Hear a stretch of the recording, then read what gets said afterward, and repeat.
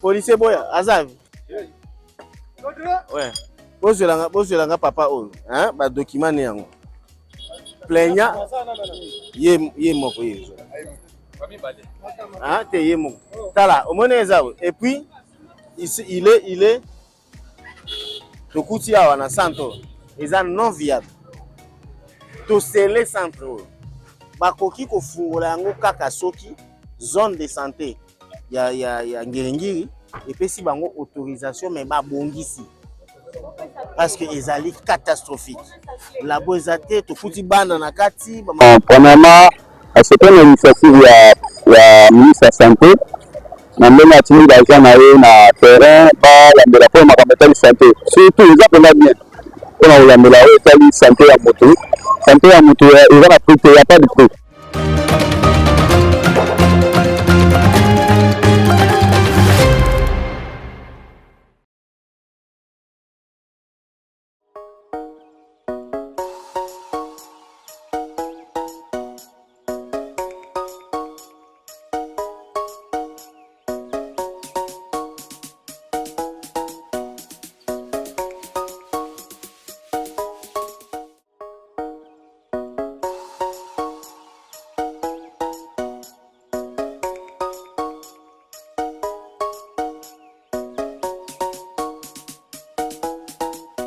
Depuis le mois de mai, qui s'est périmé, il faut que tu appelles ça la soubana. Et si on donne à un enfant, moi na général, moi na colonel, à son vélo qui s'est périmé, si moi na pasteur,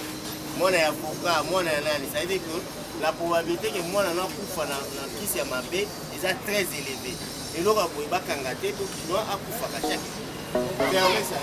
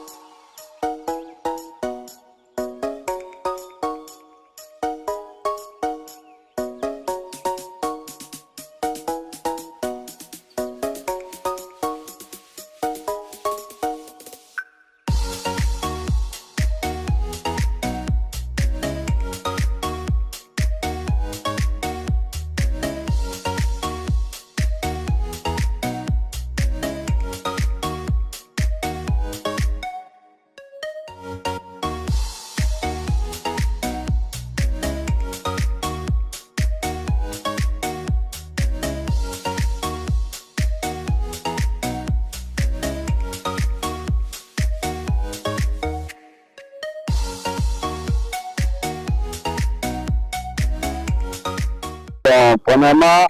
c'était une initiative ya ministre de santé na mbele atini d'argent na ye na terrain ba la mbela pour makamata de santé surtout ils appellent bien pour la mbela o tali santé ya moto il va la prix il y a pas de prix donc il faut que continuer na aussi la eloko et ça va aussi comme roté aussi na ngo ça ma vie ya kichasa mobimba o pe ça peut la tension sur ma yele ba ndeni ya kuchela makami sisi kwa sababu bago kufaga apende abakanti mo kama tina mutaro ya funyele ni mutendeli ya salima za mseni ya sala na normalement c'est que l'état comme on a biloko en tout cas c'était là pour santé à mutu et on a parlé c'est pas mauvais c'est bon c'est une bonne décision c'est bien c'est mon makasi ici on a balari comme une excellence pour bien quand on dit la biso zolande la musala pour musala que ont besoin et sur la beauté même tout monde a beauté to se peut na mo malama c'est le fini moko sur le terrain donc ara que batu ba na ba biro bo batinde ni so papier batinde ni so bo mais tout monde à l'hôpital ni moko so kita et c'est le point na biso et là on se peut là vous savez que le besoin continuer et sur la carte on continue pas à battre l'hôpital il y a ce que tu vas faire ça on surtout na ko pesa exemple na majuni kuna hata mungu isindi ina bana buta mwana mko kuna ngai coordinateur kombo na ngai Shabani nazali inspecteur à compte ya ministère en santé nazali kosala musala oyo ya contrôle ya ba centre de santé privé na ba pharmacie awa na ville ya Kinshasa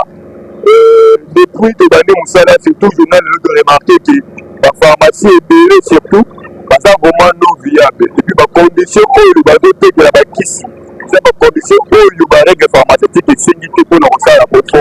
fonctionner te kolego etake pharmacie. Imaginez-vous dernière pharmacie toyoti kovisite awa toyokota na kisi oyo déjà epérime ça fait 6 mois passé c'est depuis le mois de mai que kisi oyo ekokota la pharmacie te mezotekama eyebisa ngai okende na hôpital kobapesa traitement malade esila te to mwana bokondo tocontinue okanga médecin wana aotraite aza mabe te infirmière wana ayebi mosala te nzoto eza infirmière te eza médecin te eza nde kisi oyo bazopesa mwana eza kisi ya malamu te eleki daa bangonga na yango kisi oyo eleki ngonga en réalité kisi fotanga yango 3 mois avant date d'expiration nango en réalité feza so na kati ya pharmacie te mais toyedi komona pharmacie kisi esi tous les 6 mois bino mo bozo comprendre danger nini oyo bakini wana bakiniase bazokuyi derrière bapharmacie oyo toyebengaka bacharlatan oyo ezofonctionne na kati ya ville ya Kinshasa yango ministre ya santé ministre professeur ya santé rakotaki azalaki abetaki loboko likolo ya mesa mpona kolobake non so totika bapratique wana bapharmacie fo efonctionne na barègle oyo eza vraiment requise na makambo etali pharmacie mpe bacentre de santé parce que soki bokoki kofungola kaka soki boviabilize soki bobongisi bamoni ke moto awa akoki kozwa matonga tozali na deuxième phase na biso ya kokanga bacentre mabe kokanga bapharmacie ya mabe toza na objectif kaka moko objectif na biso eza ya konyokola bayimboka te me ya komema bango ya koviabilize babilo na bango bomoi ke toutaki na zone de santé ya Bandal lelo toya na zone de santé ya Ngiringiri mais bino bomo na constat parce que toloba isu te toni bilili nde loba tokuti awa na eloko esika totelemi oyo mutu aza d'abord eloko eza toyebi te labo eza wapi nde bazwaka soin toyebi te tokuti mutu azwi aza na diplôme molokuta aza ni munganga ni infirmier ni ceci mais asimbi tokuti aza na mwana alingi azongisa mwana soki makila soki mai batu oyo baza na ba zone de santé mosusu ngonga yango soko omoni koza na bikoki no moko boye epesako mbongo mpona koboma bato banda koviabiliser parce que tokotika bino te tokanga yango ntina suka seul objectif c'est que bakinoise na bakinois bazala na accès aux soins de santé de qualité tokoti na bopito bomoni baplace mosusu tomoni eza viable bosali score boye aza viable bopesi bango kutu lokumu boyesi bango merci boyebisi bango ke toza prêt ya koaccompagner bino bato baza non viable soit vous fermez soit bozela biso tokoya koferme ato bombani na kikuku nini tokoya ti esika ozali po tokanga mutu osala no médecine te lokwa kao tokuti oyo oza ni munganga oza ni infirmier kosimba nzoto ya kinwa te ulia koboma bango yo kende koyekola kende kosala musala oyo koyi kosala kokanisa te ke oso oyibi 90 jours ou 99 jours jour moko kozala elete kokanga yo lokwa oyo tokangi ya toyoki otiki na susi ati po monake makambo oyo ya kosimba nzoto ya mutu ya bajete sala baje na balibaya na bamabende sude kobandela kosude mais mwana ya mutu okoki kobandela te kozongisi na bomoi soki akufi mwana tokuti awa oyo deja makila esili me bazowumisi wana soki akufaki mutu akozongisa esu bomoi ne azala te balobi eloko ese dire pendant ya tira plus de 30 ans ezalaka donc 30 ans c'est que ce que boma et bomi to éviter combien boma pour na niveau to moni et bomi mingi ke kobikisa yango ne to bisi bango to boyi bino te bosala mais bon viabiliser bosala que et comme quand même mutu ya zui soin de santé à qualité exacte que bazo tuba mutu kisi pourquoi mune na zo le cas solo za compliqué bongo tende salemi donc toza ko continuer à koka policier boya azavi ouais